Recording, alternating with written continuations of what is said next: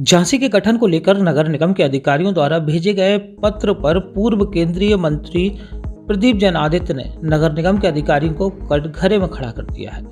आज उन्होंने पत्रकारों से वार्ता करते हुए सवाल पूछा कि क्या नगर निगम की जिम्मेदारी संभालने वालों को झांसी के इतिहास के बारे में भी नहीं पता। उन्होंने कहा कि शासन द्वारा झांसी के गठन के संबंध में जानकारी मांगी गई थी, जिसको लेकर नगर निगम के अधिकारियों ने इस मामले में भद्दा मजाक करते हुए बिना किसी से जानकारी लिए मनमाने ढंग से झांसी के गठन की तिथि 2022 फरवरी बताकर शासन को पत्र भेज दिया। उन्होंने कहा कि नगर निगम के अधिकारियों की गंभीरता का अंदाजा इसी बात से लगाया जा सकता है कि ना तो उन्होंने जिला प्रशासन द्वारा बनाई गई झांसी की वेबसाइट को देखा, न अन्य किसी स्थान से झांसी का इतिहास जानने का प्रयास किया। इसके अलावा अगर वह चाहते तो ब्रिटिश गजेटियर से भी जानकारी ले सकते थे या फिर झांसी में रहने वाले वरिष्ठ इतिहासकारों से चर्चा कर सकते थे। उन्होंने आम जनता से भी जानकारी नहीं मांगी। उन्होंने कहा कि नगर निगम के अधिकारियों ने झांसी के साथ जो भद्दा मजाक किया है उसके खिलाफ जनमत संग्रह किया जाएगा।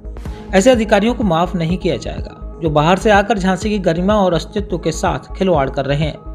उन्होंने कहा कि यह सब इसलिए हो रहा है क्योंकि बुंदेलखंड राज्य अलग से नहीं है। यदि बुंदेलखंड राज्य अलग से होता तो यहीं के अधिकारी पूरी जानकारी के साथ शासन को पत्र भेजते। उन्होंने कहा कि इस संबंध में व्यापक जन जागरूकता अभियान चलाकर नगर निगम के अधिकारियों की लापरवाही की सच्चाई को सामने लाना चाहिए। उन्होंने कहा कि अगर जरूरत पड़ी तो नगर निगम के अधिकारियों के खिलाफ मानहानि का मुकदमा भी दायर किया जाएगा।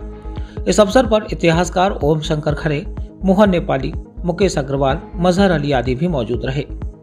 झांसी वीरांगना महारानी लक्ष्मीबाई की तपोमाटी है और पूरी दुनिया में जानी जाती है कि झांसी का अस्तित्व सुभद्रा कुमारी चौहान ने जब वो कविता लिखी, वो भी आज उसको 10 वर्ष हो गए हैं, लेकिन झांसी नगर निगम ने एक भद्दा और क्रूर मजाक किया। जब शासन से एक पत्र आया कि झांसी की स्थापना कब हुई, झांसी कब से प्रचलन में आया, तो नगर निगम के अधिकारियों ने प्रशासन के माध्यम से एक पत्र भेजा कि 7 फरवरी 2002 को झांसी का गठन हुआ। आज हम लोग बैठे हैं यहाँ, 100 साल के स्वतंत्रता संग्राम सेनानी हैं, हमारे जो शतायु पूरी करने वाले ओम प्रकाश खरे असर हैं, जिनकी ये जन्म माटी रही, एक ऐसी पुस्तक लेके आए जो 45 साल में लिखी गई। सारी चीज़ों में ये कहा गया है कि झांसी का इतिहास बहुत प्राचीन है। और झांसी के किले से एक पत्थर हमारे वरिष्ठ साहित्यकार और पत्रकार मोहन नेपाली जी ने अभी कहा कि झांसी में 2008 के अंदर एक पत्थर मिला था जो लखनऊ संग्रहालय में है और जिसके अंदर झांसी का पूरा इतिहास है और वो भी सैकड़ों वर्ष पुराना है।